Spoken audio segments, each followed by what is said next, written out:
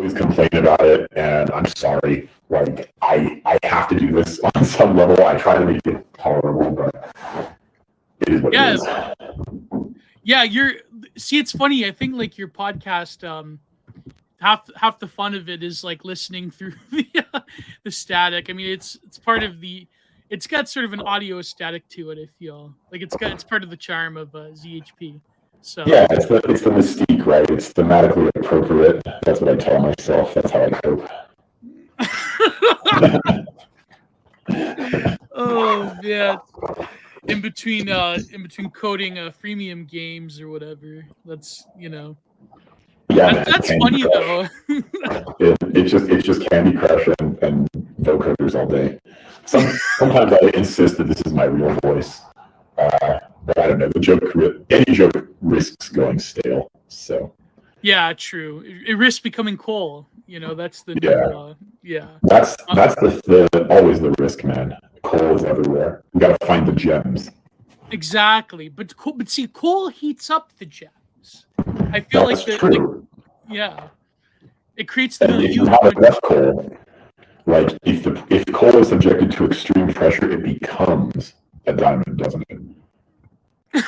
It's true. It will eventually become a gem. That's right. But for those, I never see it. It takes me an hour sometimes to get to intros, but everyone knows who you are. I was trying to think of I was thinking of how many different things we could talk about because we've known each other for a long time now.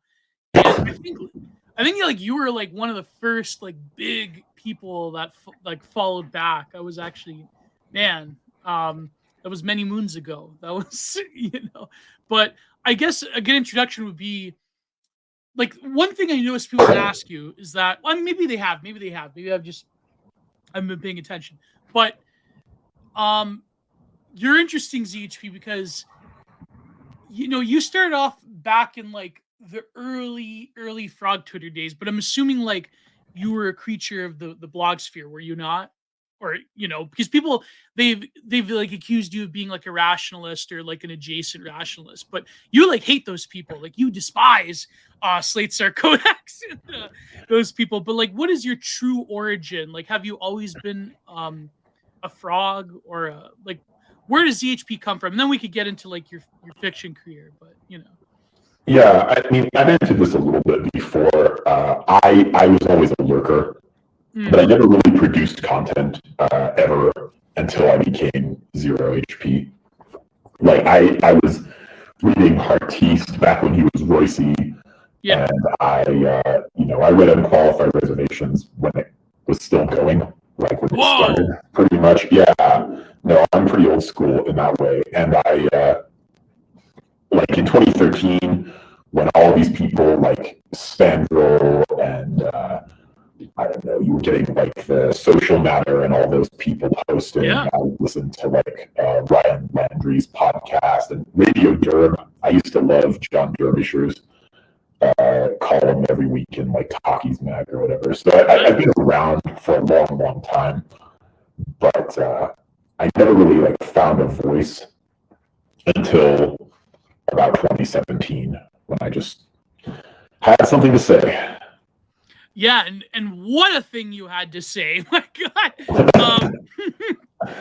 But what's funny though is that like I know when you have a history with someone and then someone who has clearly made their mark, and then you sort of, it's like, okay, we're talking like we're friends, but then you realize like you're like pretty like prolific or infamous, I guess would be the word, or depending on how much hate mail you get in your DMs every week. But I remember reading your threads and like being such a prolific thread man. I guess what I would ask is like, do you think the medium of threads, like you don't do them as much anymore? You did the really great one, which I want to cover, which was the impetus for finally asking you on, which is the one about postmodernism a few weeks ago. But when it comes to threads, do you feel that like the medium spoke to you because it's inherently aphoristic, or do you feel like it was just that Twitter was something that the frogs were getting on, they saw the potential in it, that it could be like sort of a global consciousness in a way? So how did you attract to the thread thing? and how to like the skill of it instead of just like doing what everyone like what I was doing at the time, like everyone else was doing, was just writing articles and like popping them into Thermidor and Social Matters. So yeah.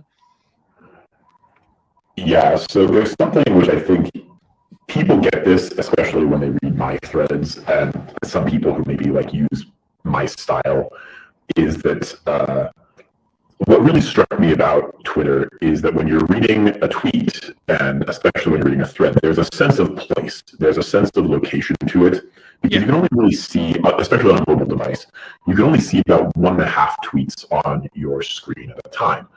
So the idea of interlinking threads, it's not different from what people used to do in the blogosphere, where they would always have a bunch of links back to their old content. And this is almost just a cynical SEO thing. It drives retention and engagement or whatever. But really, it's that exact same idea just applied to Twitter. And as soon as I realized, oh, you can like link back to other content, I saw very quickly that I could create a space.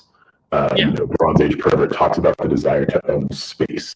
And I realized that I could own space in this virtual way, which, as the maker of Candy Crush, I'm very aware of virtual spaces and virtual topologies and all this.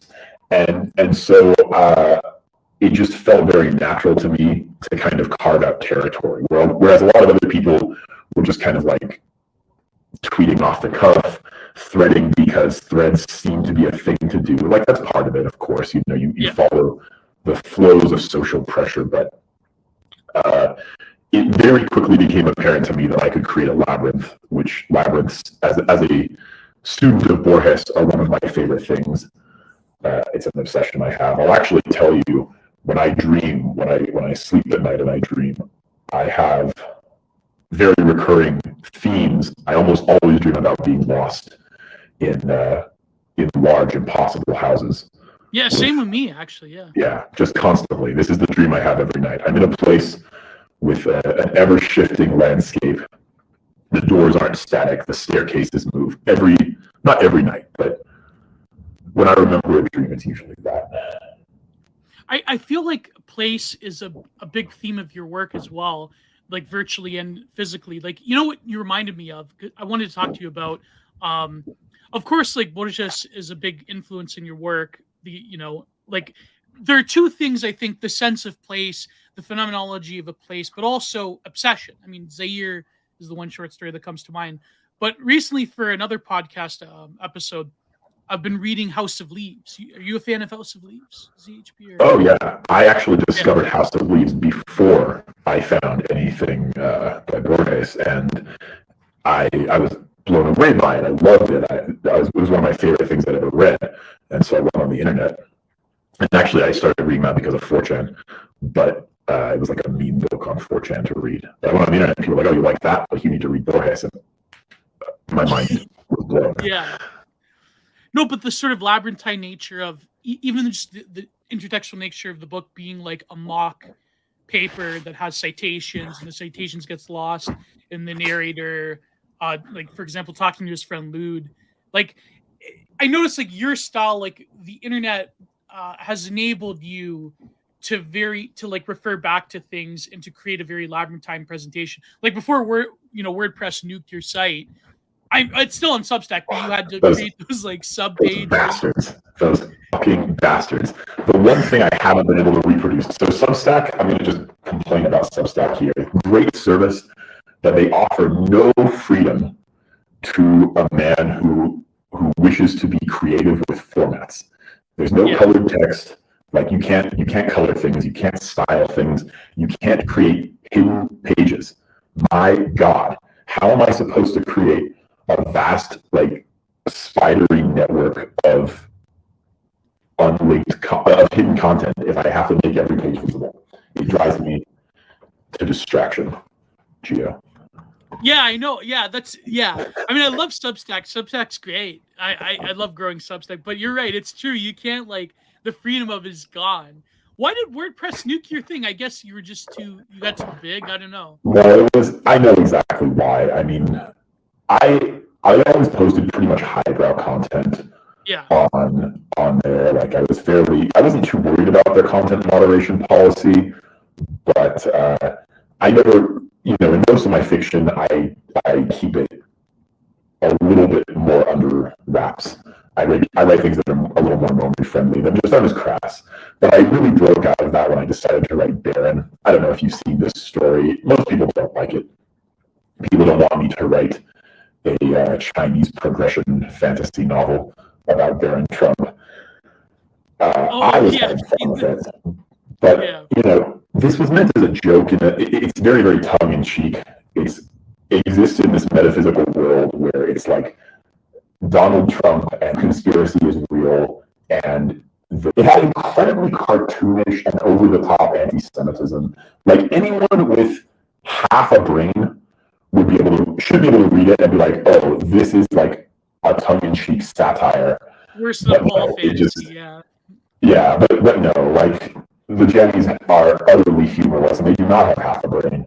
And so I also was trying to be creative. I used every single slur for Black people that I could possibly find in it. Like, I haven't gone through the list exhaustively yet. There's a lot, but like, I was really looking for esoteric racial slurs to use. So it's possible that that went with that. Also, I don't know. There's really nothing about it that's socially acceptable, to be honest. It's kind of like bizarro literature. It's like a Carlton Mellick novel. It's like that era of like shock literature. Yeah, like I wanted to take a risk and do something outside my norm that didn't just feel like what everyone expects of me. But your audience will punish you for that. Like, audience capture is real. Oh yeah, 100%. Yeah, I've noticed, like, even tweeting, I've noticed this, like, as a fact, like there was one where I started blackpilling, and then all of a sudden it's like, you get descended on. But I thought it was the one that got you clipped was the trans one, the short story where it had the picture of like the long duck on it. Like, yeah, the gooey duck. No, but that story was up for over a year, and it never like seemed to be a problem. By the way, WordPress was not transparent to me at all. Like, I had no idea. They didn't tell me. There was no warning. There was no like email. You were reported like this violated our policy. No, one day it was just gone. But it was when I was actively publishing there, and so I'm sure, like, the Jenny Brigade, there are so many people who just like hate me. Like, Antifa Reddits watch me, not me alone, obviously, but among the people they watch, and someone must have seen that and been like, "Oh, I have an idea." But I never saw anyone brag about it either, so who knows? Yeah. Yeah, it's funny. They really hate you. Like, you have an intersection of like a huge list of haters that have, come after you. No, but yeah, getting back to the sort of labyrinthine nature of your work. It's funny that, like, okay, so there is always there's like a perception even of like what ZHP Lovecraft does. Like, those memes of like back in the day you did these high IQ threads, and now you're like talking about, I don't know, like impossible women or something like it, or telling them to lose weight, or like, but then people don't get it. I feel like you always were just as much of deplorable as as people Always, like imagine. always. Yeah. But when yeah. But you can talk about, like, what do you feel about like the perception that, and I guess the question would lead into like I don't know, this scene or the sector in general, but the question of like, okay, do you feel that, like, you obviously still publish, you obviously have come out with like a lot of brilliant works, but this perception that you're just I don't know, posting like bait or whatever. Like, for example, last week you tweeted about the prawn thing, the porno tweet about yeah. So speak to that a bit, like the perception of like your work, but also that tweet in particular, and the whole like faction war going on between Mahek and Wholesome, Trad Homestead, and I don't know, Bappy and Vitalist, I guess you could say. Yeah. Yeah. Well, I mean, there's several ways into that. So the first thing is, I like writing big long form work takes a lot of time. Yeah. At least for me. And people want content like constantly, right? And I'm not even talking about like trying to please an audience per se, because I think if you are following me with a desire to be pleased as an audience, you're following the wrong person. instead, I cannot resist antagonizing my audience, as so many people probably feel the same impulse. But when I write even a thread that I do now, I might read several books in the course of writing that thread, and maybe I pull one sentence from one of those books into the thread. But I actually do a lot of reading and a lot of homework. I'm interested in ideas and how they fit together. And if I think, oh, well, I want to write a thread about this, then a lot of the time I'm going to make a reading list, and I'm going to go chew through some books to make sure that I get it right, to make sure that I offer, a depth of perspective. And if people think my threads are deep in some way, then it's because there's a lot going on under the surface. It's not just kind of like I sit down one afternoon and write it. That's not what happens. So my effort posts over time have grown more effortful, because with each sort of thing I put out, I cannot help but internally raise the bar for myself and think, okay, well, I have to put out better things now. If I'm going to put effort into it, it has to be really good. And a lot of people are paralyzed by this. They become paralyzed by perfectionism, and they think, okay, well, if I'm going to put out something really good, then it has to be perfect.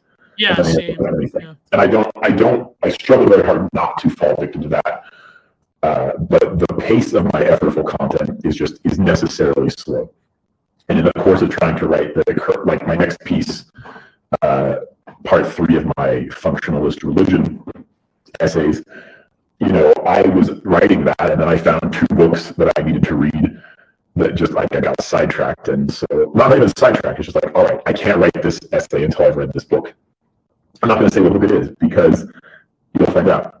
But it's like, if I'm walking down that path and I discover something that needs to be sort of that I need to contend with, then I'm going to before I write that thing. So that's why I have a slower rate of publishing now, and why even a thread, I might spend a week writing a thread, not intensely, I have a lot of other responsibilities too, but of the time that I'm able to dedicate to this life, a week of my productive output that could have been spent on a podcast, that could have been spent writing a story, is going to go to a thread. So that's why I do it less. Yeah. And yet, I know you are down with your board. I know you know about the Society of the Spectacle. And what the spectacle ceases to talk about for 3 days ceases to exist. So exactly. Tweeting is a heartbeat, right? It's just like, yes, I'm still here. I still hate all of the people that you hate, and I try to hate them in a fun way. And I try to not play favorites.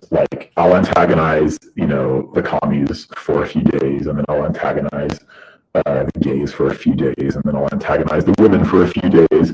And I like to switch off. But the thing is, as much as I try to keep that rotation, there's a lot of overlap between commies, women, gays, and I'm sorry, Gito, but and Catholics. There's a lot of overlap between commies. No. I know. I don't want it to be that way, but it often is. But I know a lot of great Catholics. Some of my best friends are Catholic. Some of my best friends are gay. That's right. At ZHP Tower, we have the best sacraments. But no, but it's let's go into the Catholic thing. Okay, so this is a good jump off, because I eventually want to get back to literature and the quest for our own space. But I'm here for the Paypigs, Gio. Whatever you want to talk about, we can talk about. No problem. But the porn thing, okay, the Catholic, okay. So so, but I guess to paraphrase it, I know that you're obviously more of the sort of secular side of the right wing, having over the years, I remember you tweeting about religion as, you have a very contentious relationship with traditional apostolic Christianity, and also, I guess, religion as a whole. And I guess that's why people have pegged you with, the rationalists. I mean, I want to get your critique, actually, of them and why you hate Scott Alexander so much. But 2 things would come to mind would be, is that not just fatalism in terms of the subject, or is that, I guess, the subject living in the particular pressures of the modern world? And also, people have accused you in that tweet alone of being like a crypto like rationalist libertarian type by saying that if the government bans it, it's like that's not good enough. Like, I mean, so yeah. But then again, you have advocated quite viciously for certain government legislation against certain populations. So I don't see you being a, maybe you are a crypto libertarian. I don't know. How would you defend yourself against that? And the fatalism question, yeah. Yeah, I mean, well, so on the topic of fatalism, I respond with vitalism.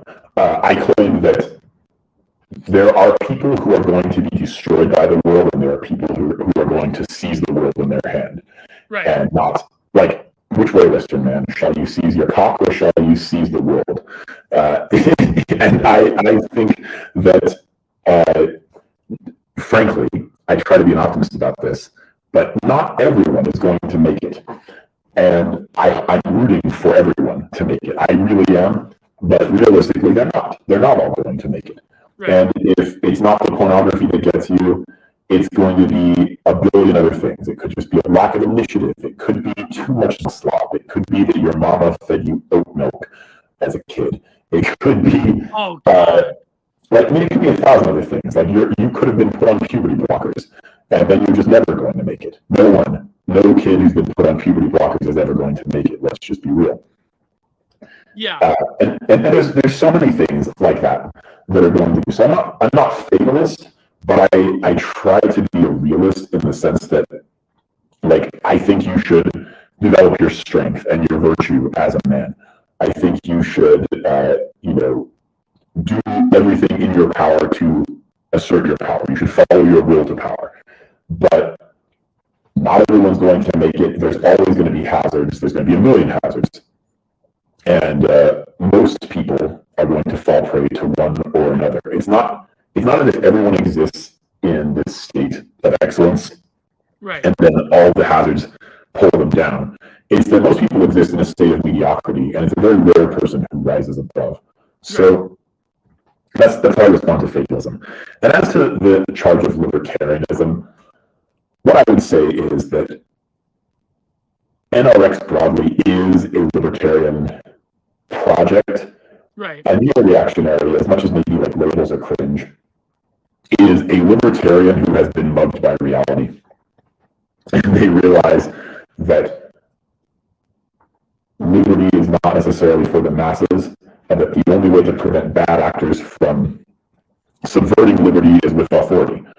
Right. So, like, libertarian quickly becomes a slur that means I don't think the government should give me money. Like, that's really the axis that I perceive anyway. When people say libertarian as a slur, what they usually mean by it is that they are in favor of some kind of government redistribution of wealth. And like I said, for whatever reason, that does seem to attract a lot of Catholics, this like idea of like distributism or something like that. Mm-hmm. I think that's a pretty bad idea, with the caveat that a town composed entirely of high IQ Anglos can be managed under almost any political system and still flourish. Right. Like, communism can work if you live in a hamlet in England in the 1800s and your entire population is industrious, pious Anglos. So can any other system of government. So can anarchy, for that matter. Like, people always praise Burning Man. They're like, oh, look at Burning Man with its anarchy. Being this anarchic megastructure type of system. Yeah. And or Kowloon Walled City, for example, yeah. Right. I don't know if it still works, if Burning Man still works, but to the degree it works.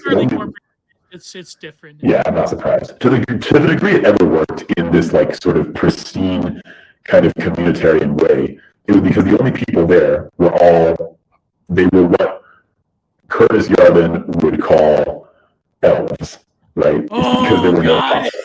no like that's why it works. No, not this argument with Burning. Yeah, seriously, go ahead, yeah. That was an elven enterprise, and as soon as hobbits get involved, it stops working. And people think hobbits just means like flyover. I hate that term, flyover Americans. They think it just means like heritage Americans or heartland Americans or something like that. Yeah. It doesn't. It means Lumpen proles.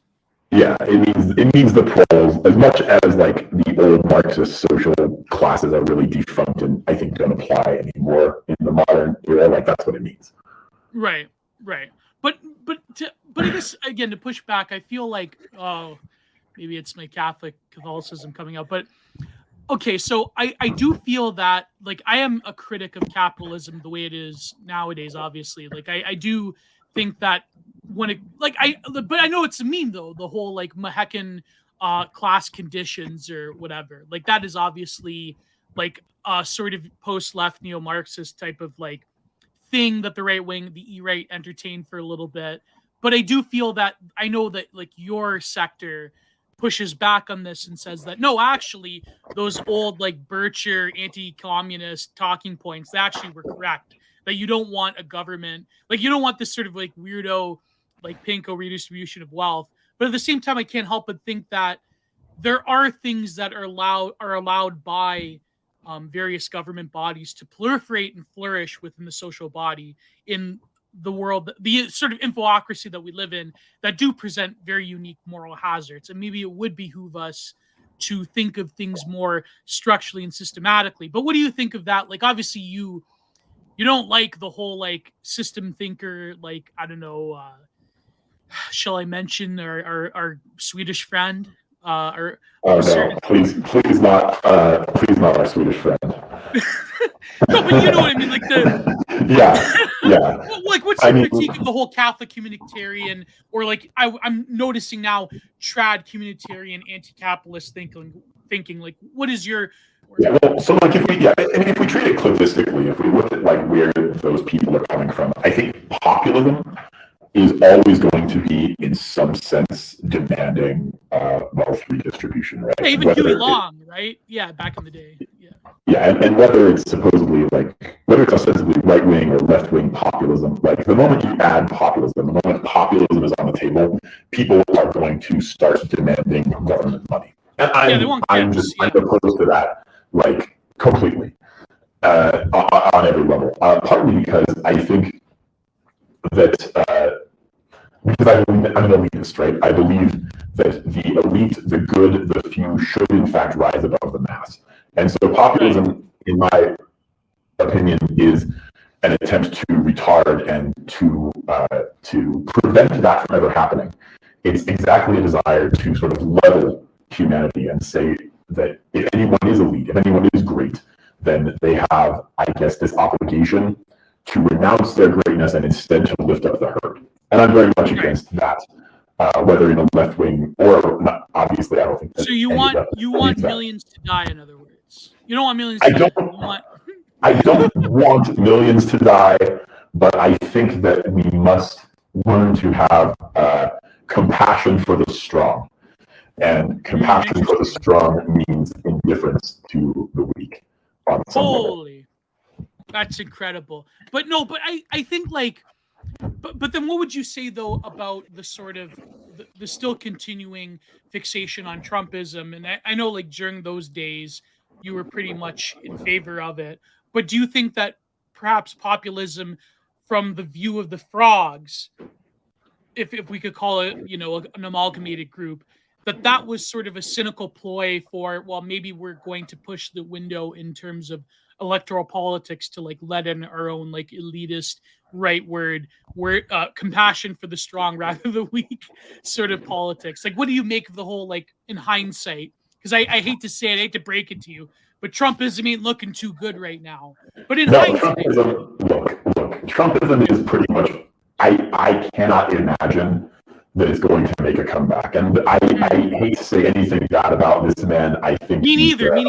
Exactly. A beautiful human being, but politically, I don't think he's viable anymore. I would still, like, to the degree I believe in voting, I would still vote for the man. Right. But I don't think Trumpism is viable anymore. And honestly, the reason it's not viable isn't because of policies. It isn't because of like a shifting political landscape. It's for one very simple reason, and it's the same reason, honestly, isn't viable anymore. It's that he lost. It's the German painter regime. I have to edit for YouTube. But yeah, go ahead. Yeah. Yeah, the German painter regime. Sorry, yeah, the Austrian paints. the Austrian painter. Thank you. Like for the same reason that that's not viable anymore, it's because he lost. He was holding, in theory, something. It was like a dog who, to use another Curtis Yarvin analogy, he was a dog who caught a car.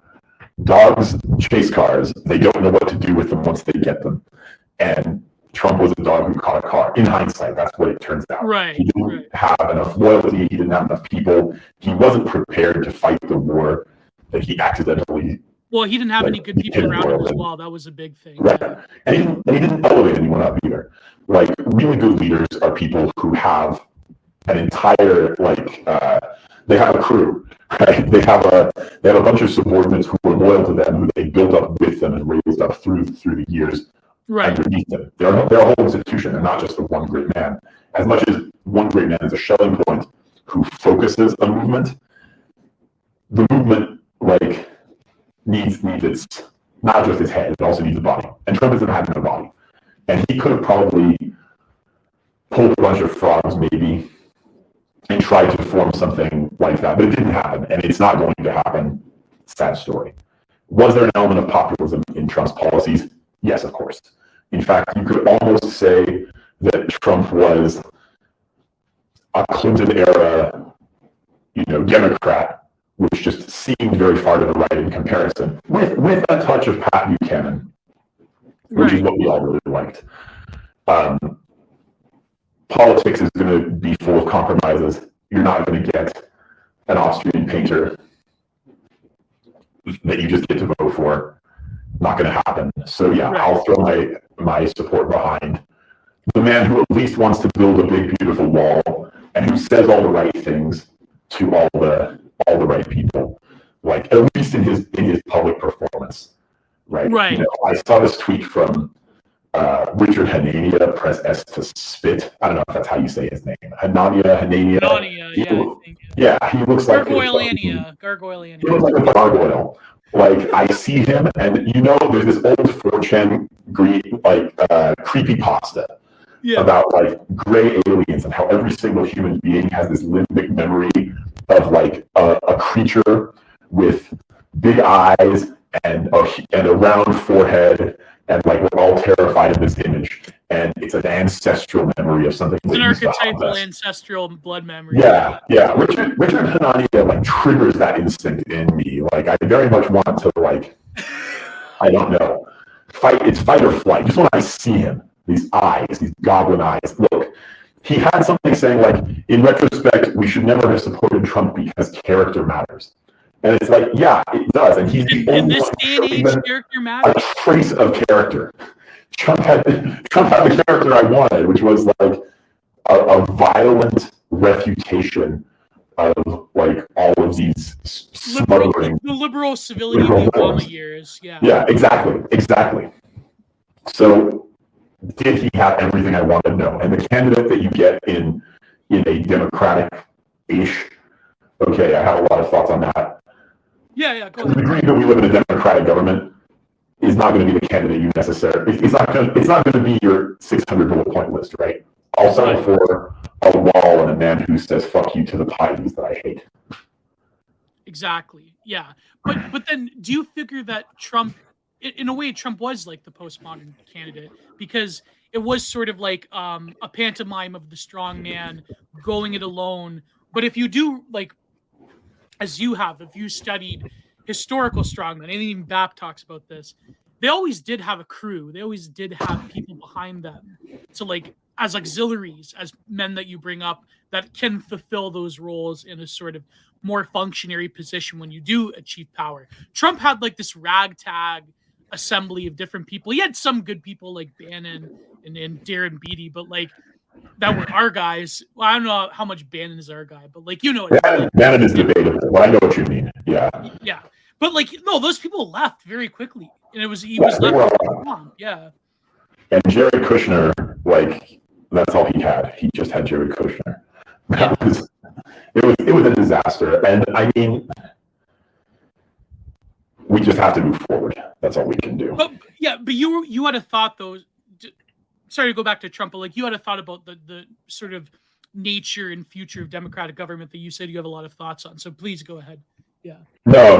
I mean, they're broad, high-level thoughts. Like, obviously, I'm no fan of democracy or of democratic processes, and nor do I believe that we're living in a democratic government. I think, obviously, like that's clearly very false. That's all I meant. Okay, yeah. But so I guess, but then your critique, I asked you about your critique of sort of like Catholic moralism, if you will. But I guess in general, you could say that the shape of like the trads and the homesteaders, and like you get a lot of heat because like let's talk about moral hazard. I guess maybe that's something we should come back to, because like you said, in a sense, I'm very pro-liberty, as much as I recognize that liberty doesn't really exist in the way that it's popularly conceived. Right. And I've written about this too. Like, the idea of social freedom is very much an illusion, because no matter what the law says, there's always going to be social norms. There's always going to be people pushing on you to act in certain ways, to have certain beliefs. The roles that you play end up defining you far more than any kind of like abstracted, pure notion of liberty. You're not acting in a vacuum. You're acting in a society. So in that sense, I have much more of a systematic. Like, I do believe that systems have their place. Right. In social like formation and in intersubjectivity and all this, but there are moral hazards that probably should be shut down. I think in an actually free society, you would have no obligation to affirm, for example, that impossible women are women.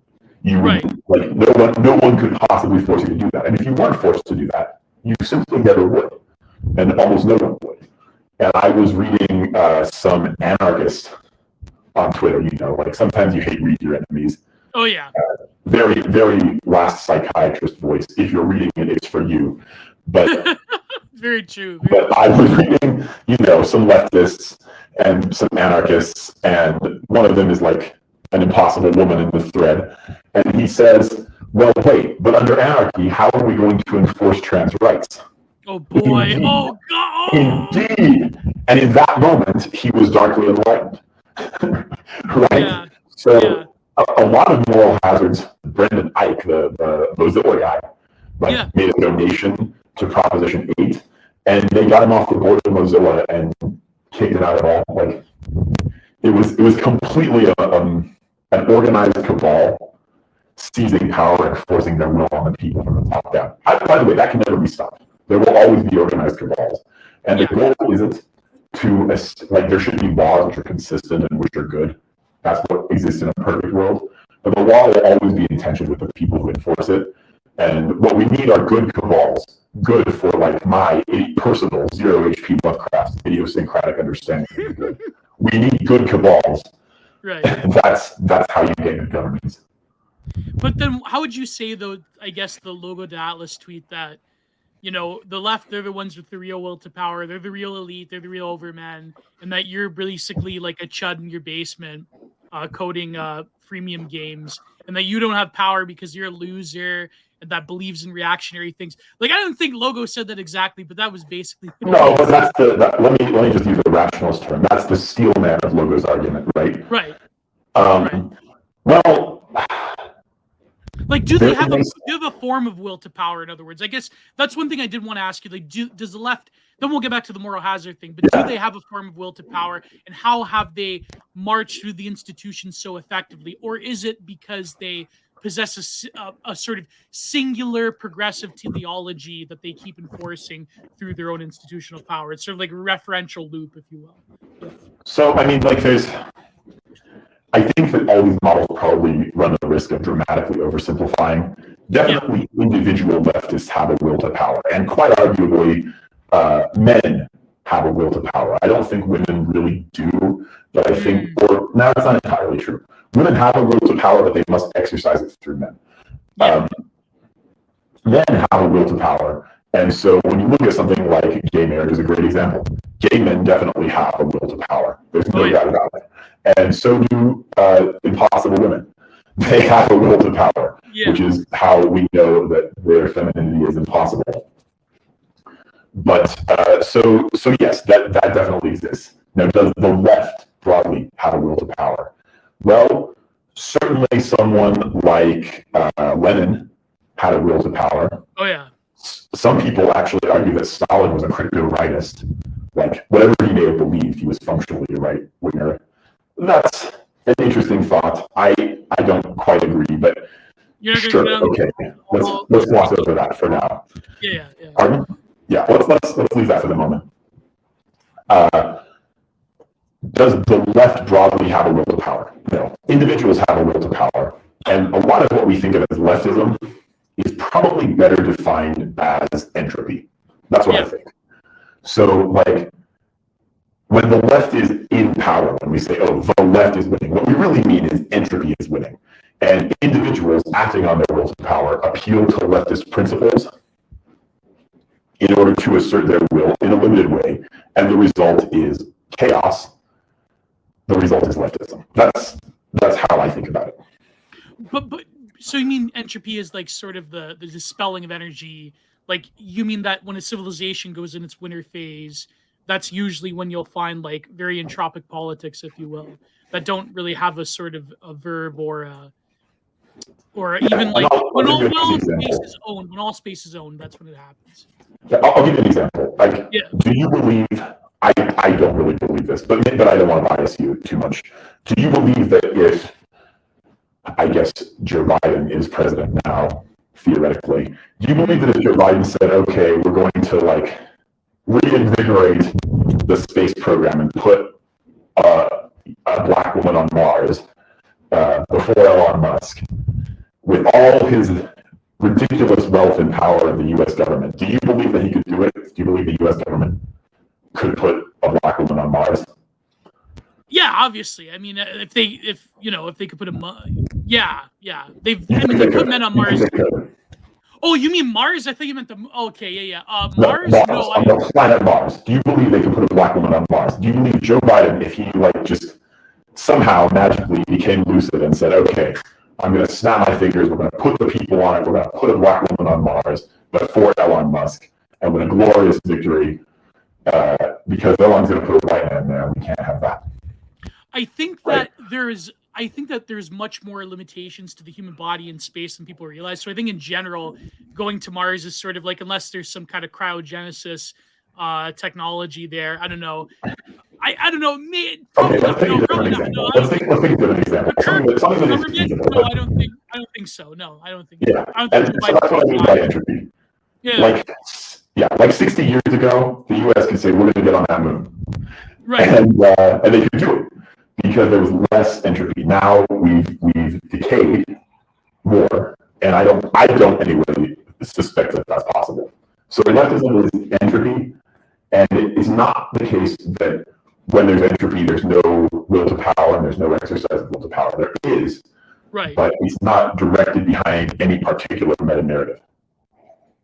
I understand. So, and I guess this would lead into your point about the manifestation of like the way things have played out in terms of like even just the like you were saying, the constant flow of like current happenings, for instance, on Twitter. Like you always have like a spectacle that isn't paid attention to no longer exists, and it seems that reality is almost like confirming this weird phenomenon nowadays. I'm sure like magically all of a sudden, I don't know, the train derailments will stop if we go on to like another news item. It's like magically a certain illness, a certain Chinese delicacy no longer has a potency because nobody cares about it anymore. It seems like, I don't know, there's sort of an entropic politics to that as well. And it seems that the left, they're very good at like engineering the discourse in such a way as to have this like rapid burnout of happenings. And I think that's the way they maintain their power, because on the back end, like the right wing, they like dance around and like, you know, hop around like trained seals when a new discursive bauble comes down the pipe. Like the whole gas, does anybody care about gas stoves this week, where they did a few weeks ago? No. It's like, so here's the problem. A few people still do care. Like, is the conversation still talking about it? No. Right. But there are definitely like legislators. I heard this years ago. I was at a party a few years ago talking to some of my leftist friends, and one of them was like, gas stoves, we have to ban them from every single house. And at the time, I thought, like, this was like in 2020, by the way. So, yeah. And I thought to myself, well, that's was tweeting about it. Yeah. Yeah, that's insane. It's probably going to happen. That's what I thought. And sure enough, like it rolls around again. So I think gas stoves, they will continue to try to ban them because one thing that is pretty consistent among the left is that they hate prosperity. They hate anything that produces wealth. You know, in the Antichrist, Nietzsche says, what is good? What produces, I'm going to get the quote, I got it right here.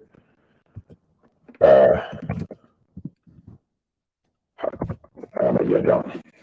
Anyways, there's something like, what is good? That which increases power or increases the feeling of power. Almost the exact opposite impulse obtains among the left is if something makes people powerful, they must destroy it. They must find out why it's evil, probably because it's racist, probably because it creates inequality. Anything that creates wealth creates inequality. So anything that creates wealth must be destroyed, right?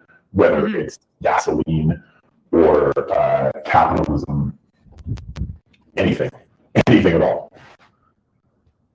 Right. But then when it comes to like the way they engineer the sort of discourse, I mean, for example, I had this tweet that I don't know if I should tweet it out, but I said it was another like how should I say it? A certain demographic of American that beat up this like MAGA boomer for saying a certain word, and I said, wow, it's kind of crazy how basically like vigilante death sentences are acceptable because people have said like a certain gamer word. Yeah, that's like one. If someone dies because they said that word, they deserve to die. But like the way they've engineered, I think they really are a cult of normalcy, and that they have managed to engineer like the sallow term normie sadism against whatever political enemy they have, which is really fascinating. I wonder like the mechanism of how is it just because they have control over media and entertainment institutions, or is there something deeper as to why they've managed to perfect like normie sadism and a cult of normalcy when it comes to their own political issues? I always wondered that. Yeah.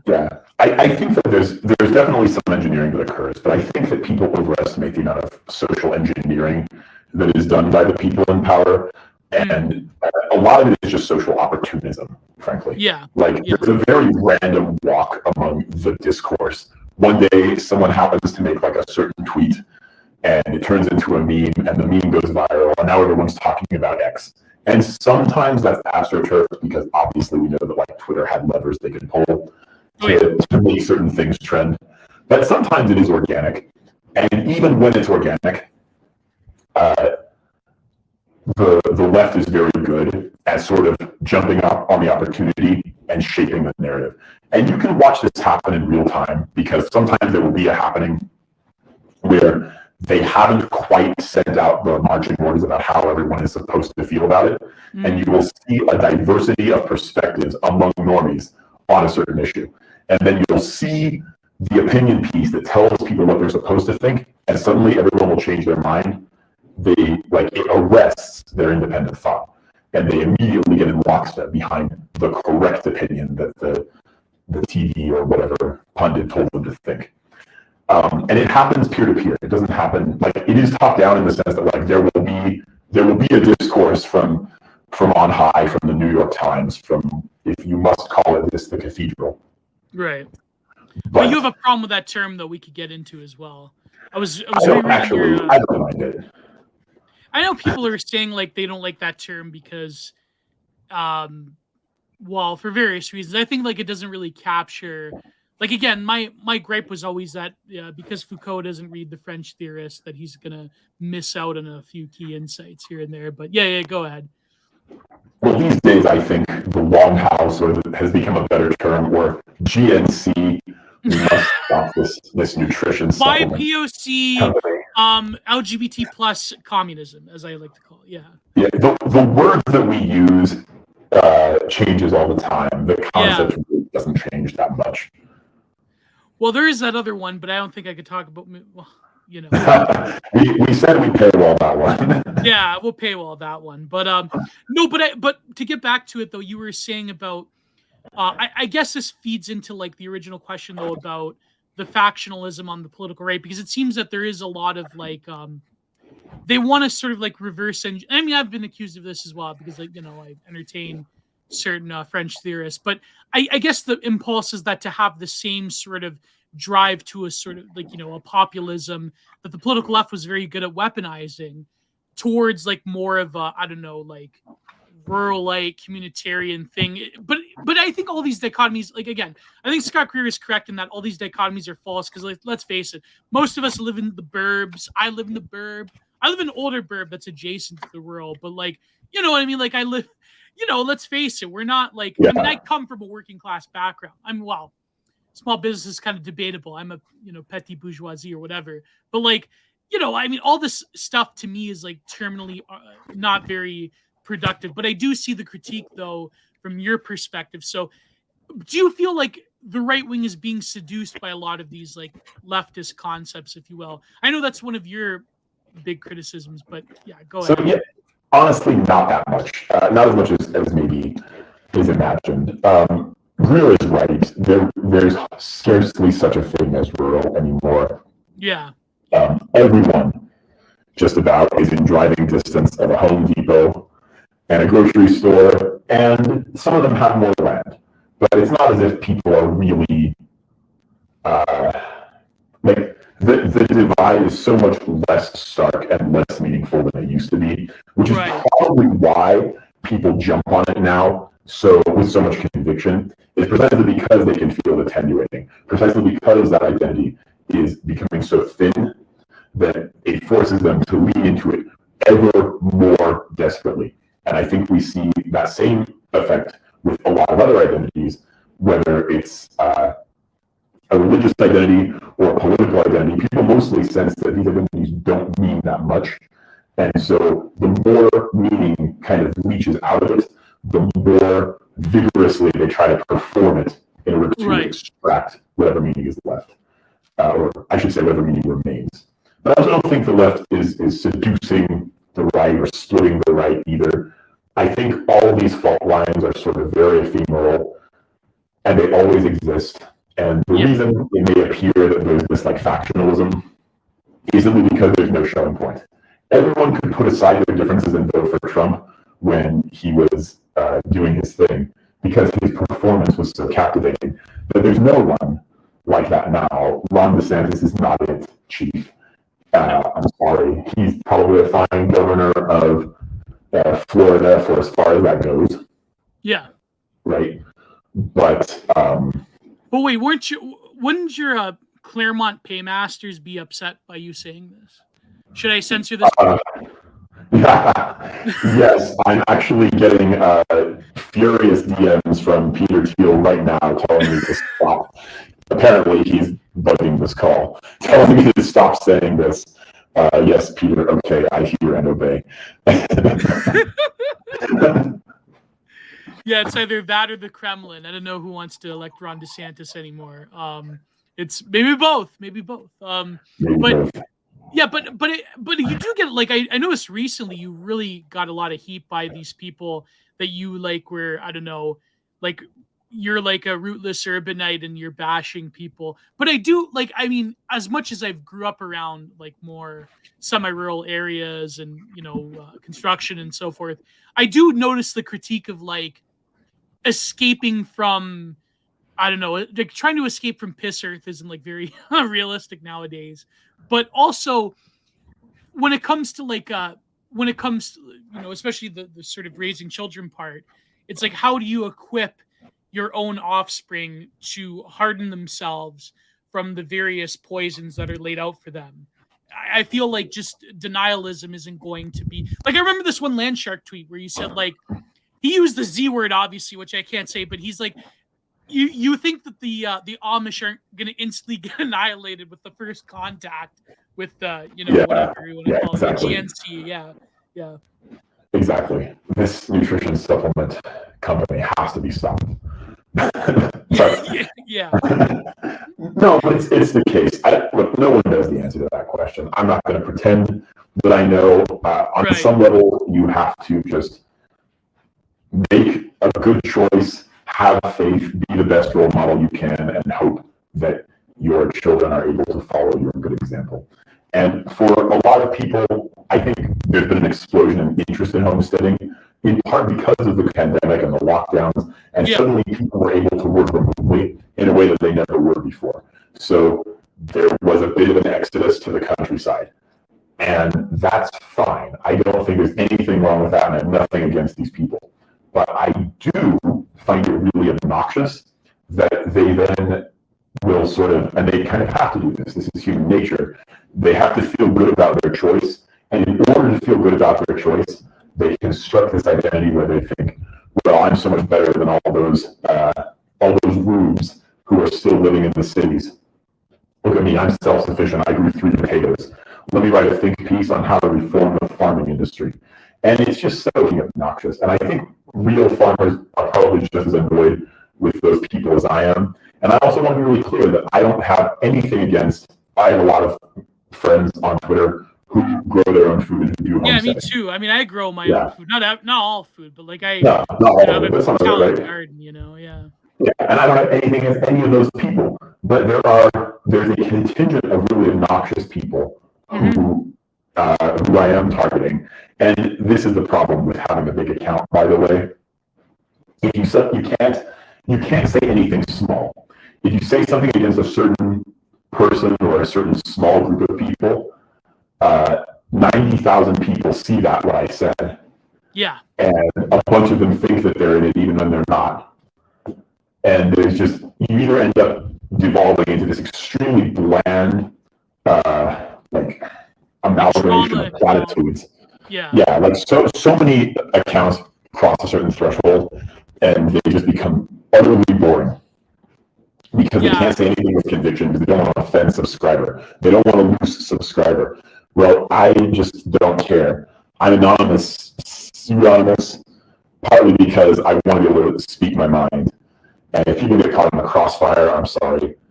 I hate to say it, but I'm kind of the latter, though. I mean, I'm definitely afraid of offending people, but then sometimes you have no choice, and then it's like, you're always gonna it must be done. Exactly. Like to quote Julius Evola, neither pleasure nor pain should factor into what must be done. Yeah. No, but I feel like I have a lot of friends, Michael Thomas of Shannon and our good friend Will Wheelwright, that, they don't brag about it. It's like, it's just, I feel like when it becomes this performative thing, I think that's a conversation we've had before, is that, but then not like as fleshed out, is that, you had a lot of, your one thread was a big part of my one essay that I have to continue on the series about the E-Right. But, it seems that the nature of an online group that has a sort of like, I mean, let's face it, all of us are very different, but yet we have similar goals. We have similar enemies, but it's still a very porous type of thing. And there's not really a lot of big markers of success. And even the influence of us is sort of like memeified into legend of like the influence of the frogs, right?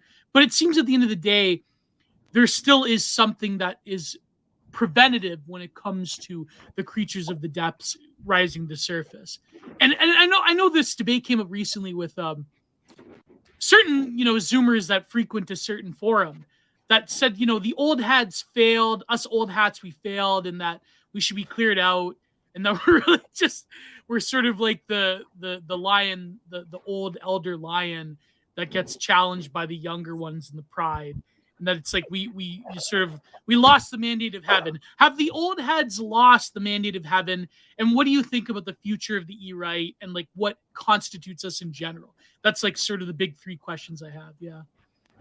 Okay. Have the old heads lost the mandate of heaven? Yeah. Well, the mandate of heaven is tautological. When you have it, and when you don't really find out you've lost it until you've lost it. So for the moment, I think the answer is a tentative no, we shall see. What is the future of the online right? Well, the posting will continue until morale improves. Exactly. And that's really all I can say. I don't think anyone's going to shut up. I think that we see all these really novel phenomena such as social media. Social media has not been around very long, right? But I don't think it's going anywhere. I don't think it's going to stop existing. No. It's too addictive. It's too, it connects us too much. Yeah. And as far as like the creatures of the depths clawing themselves about it, I think arguably Donald Trump was that. And I think Elon Musk buying Twitter is an attempt to reopen that channel. Like Elon saw the channel close. He saw that opening close up, and he tried to pry it open again. And that's what he's done by purchasing Twitter and relaxing some of the controls. Yeah, I think that is good, almost no matter what comes out of it. So young people always think that people slightly older than they are on their way out. They're not entirely wrong. Right. But there's also a youthful arrogance to it. Well, you said it's something good. We are more meritocratic than most. I know it's always that like those Giga Chat dialogues, like hashtag meritocracy, hashtag highly respected, hashtag sensitive young men. So, but no, it's funny though. I'm actually shocked I have not managed to get griped. Maybe because I have a sympathy for the young one, the mine chuds. But that being said, like you had this one point that I felt was very pertinent, where you said that when you've been around for long enough, you've seen the cycles, bracket group or any other young group. I'm just saying in general, there seems to be like the wave of stagnation, entropy. There's a new crop of posters that come up and say that we're the ones that can lead you to the promised land. All the old guard, they failed, and that's like we have something new. But then that cycle continues, and then what's new becomes old hat. It's quite cyclical, and it's amazing how you'll see certain people suddenly seem to appear. They didn't appear suddenly; they just weren't in your cone of visibility. But all of a sudden, some new poster is hot, and you're seeing their threads everywhere, and you're seeing their tweets everywhere, or whatever, their articles. They've got an article in this or that magazine, and you're like, "Wow, that person's really coming up." And a lot of them don't have that much staying power, like once their novelty wears off, because most people don't have that many unique things to say in them. And they'll kind of, this is a really, really formy reference that is going to like embarrass me. But do you watch much YouTube and kind of pay attention to like normie YouTube? What type of YouTube? Normie YouTube, like YouTube for the normies. I mean, I watch like bushcraft and Asian men cooking things video, but what do you mean by normie YouTube? Okay, so there was a comedian.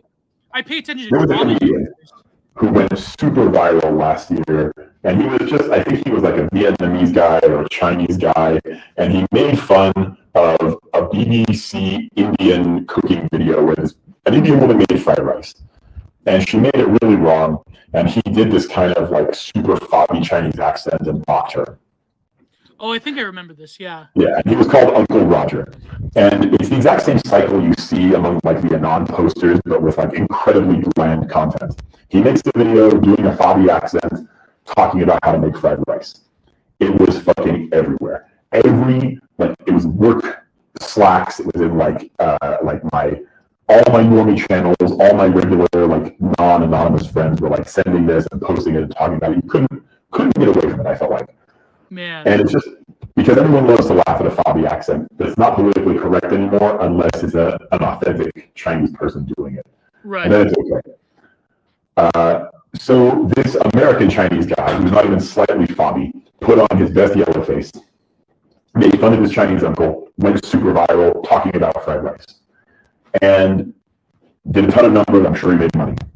Oh, yeah. For like the next month or so, he just kept making the same damn video over and over and over again. Just more and more fobby fried rice critiques. Like they were subtly different. Like he made fun of this person making fried rice. He made fun of that person making fried rice. Celebrity chefs invited him onto their show to make fried rice or critique their fried rice, and it very quickly exhausts itself. But you see these exact same cycles in every sort of like media channel, whether it's among like the online fascist right. Yeah. I'm sure you see the exact same thing among leftists. all the leftists and the commies, and the same thing among the normies with their fried rice videos. It's all fried rice, Gio. It's fried rice all the way down. Oh God. Oh my God. I wonder, like, who is? I could think like even like leftoids have like the big like bread tube influencers that then get canceled. Like I don't know. Like I think people hate. Do they hate Vouch now? Maybe. I don't know. I mean, they ought to. Like, Yeah. Jesus Christ. No, I remember they canceled ContraPoints. That was. Yeah. I wonder if like the particular glow in the dark, Twitter activists, the anti-you-know-who's. I wonder if they have influencers. Oh, I know they do. They get canceled. They certainly do. Kind of like my attempt to formulate a Catholic-friendly critique of all forms of wealth redistribution is that they're grounded in envy more than anything else. Whatever high-minded principles people appeal to, jealousy rules everyone. And there's this Nietzschean maxim that you should attack that which you wish to strengthen. So there's a very like mutually dependent relationship between antagonists, and one should be grateful for a good enemy.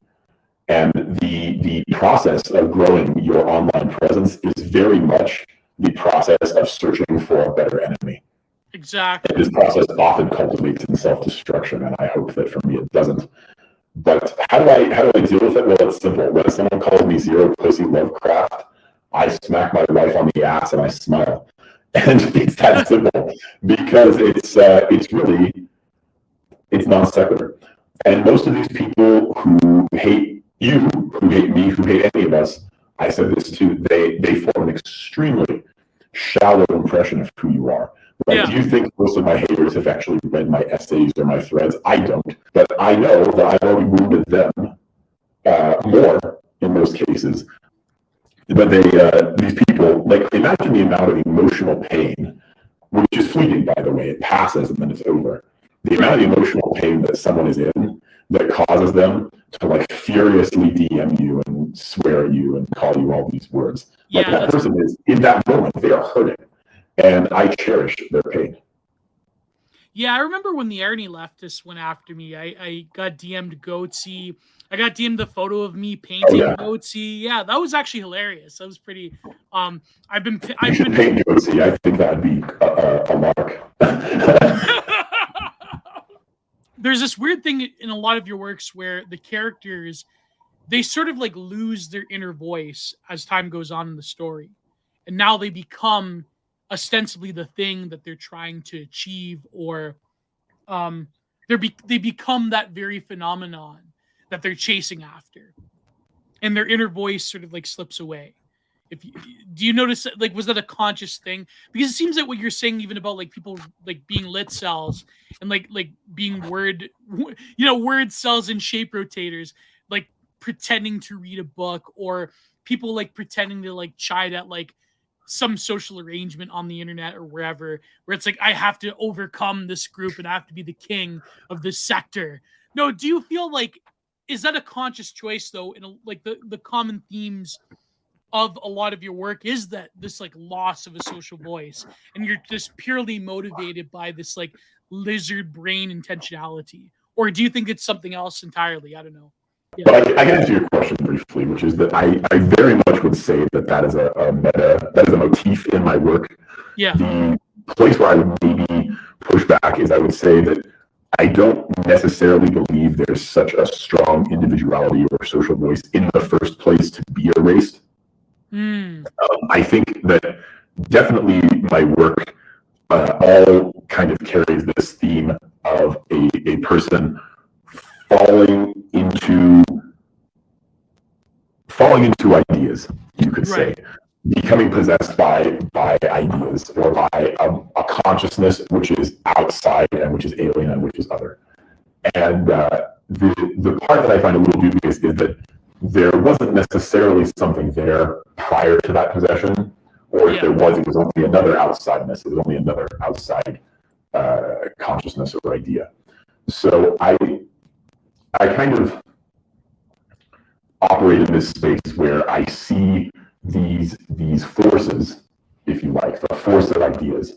I like this term a lot. People, it's not that they have no agency, and it's not that they have no individuality at all, but they have affinities and they have tendencies which then react with ideas and sort of take control of them. So to maybe bring it all the way back to the beginning, there is a fatalism in my work, but it's a fatal vitalism. Like, I think that there are good ideas out there. I think one could become enamored of life-affirming ideas as well. So you think that the sort of the human soul, if you will, is more of like a Nietzschean like amalgamation of different forces and epiphenomenal energies and habituations, rather than this like consciously directed intentionality, if you will. Like, is that what you're saying? Like, you can sort of guide those things a little bit, but yeah. I would remind you, and I would remind our listeners that Freud and Nietzsche were basically contemporaries. Yes. And they both discovered the subconscious in their own way. And I think that the Nietzschean subconscious, like Nietzsche as psychologist, is a very underrated way of thinking and looking at Nietzsche. And he, the quotation that a thought comes not when I want, but when it wants, is very, very important. I think that ideas and beliefs are just as ontologically real as people. Yeah. In a sense. That's incredible. Yeah, go ahead. No, go ahead. Finish your thought. Yeah. Yeah, well, I was going to say, in a sense, like, I subscribe to this. I consider this to be a very Deleuzian idea, actually, that ideas kind of form abstract machines. Yes, exactly. Which manufacture desires and which push us in different ways. And I think that is entirely real. Like, that's not a metaphor. There really are ideas, and they only operate in our heads. Like, the idea is, in some sense, a static thing. The idea is eternal, the same way a math equation is. Where does the concept of addition exist? Well, it exists in a realm of potentiality. And what gives it its dynamism, what causes it to do things, is it enters into a human brain or into a computer, and then through sort of this miracle of representation and electricity, something which is static, an idea, but real, now becomes something which has motion and change. And it's the ability to change in this system of electric representation where ideas come to life and act upon people. Man, that's you've just described 1,000 plateaus, virtuality and actuality. Exactly. Thank you for listening to the Content Minded podcast, where every Wednesday there are interesting guests, amazing ideas, solo streams, and discussions on a diverse array of topics from art, philosophy, history, and more.